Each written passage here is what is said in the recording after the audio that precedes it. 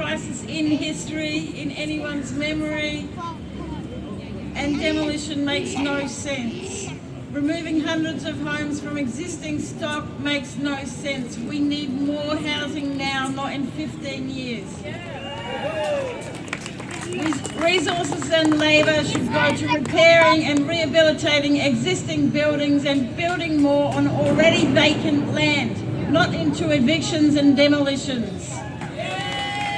Our climate and our planet are also in a crisis, and we desperately need to reduce emissions and to cut waste. We have stopped sending so many containers and shopping bags to landfill. It's time we stop doing the same with perfectly good buildings and sending them to landfill. Existing public housing can be expanded and existing services can be expanded alongside. That's a much better idea than starting from scratch in new locations with different demographics. In Waterloo, over the decades, particular needs of the very, very diverse community have been identified and met through the hard work and dedication of many, including NGOs, academics, volunteers, and even governments. All of this will be obliterated. Every trace of us will be scraped off and replaced with just buildings.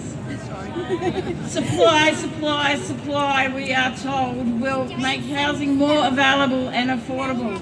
Well, it hasn't so far. Housing developers build for profit, not livability, and they will not flood the market with new housing because they don't want prices to fall. Enough of them planning our city to satisfy their greed. And they do not need incentives to give us 15% affordable housing for 15 years only. They've got enough incentive in the profits they make.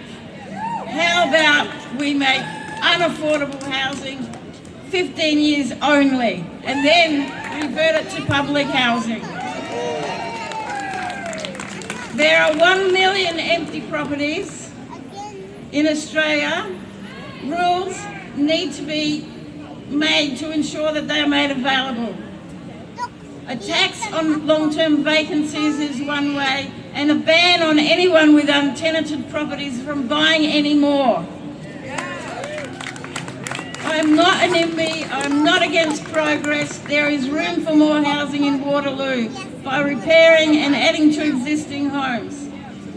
Action for Public Housing will hold a forum on this approach on the 18th of July at the Redfern Community Centre and online. We've got leaflets around, follow us online. Anyone who thinks Waterloo is a done deal and we should just give up, imagine this. Think of the place you lived in for the longest time and all the familiar things in the neighbourhood, places and people. Imagine you were told that you and 80 of your nearest neighbours will be shoved aside because someone else wants to live there, that you are to be cleared out for a building site. Times that by 10 and you have South Waterloo.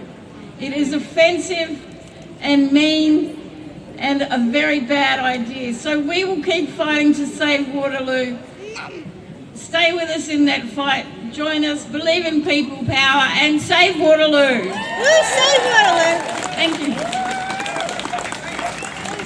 Thanks, Karen. Save Waterloo. Yes, we can. Save Waterloo. Yes, we can. Save Waterloo. Yes, we can. Woohoo!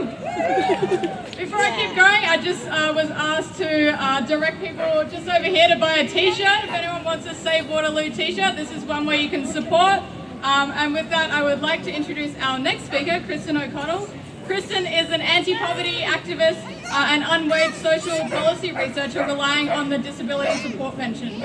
She established the Anti-Poverty Centre in 2021 with other welfare recipients to counter problems with politicians, academics,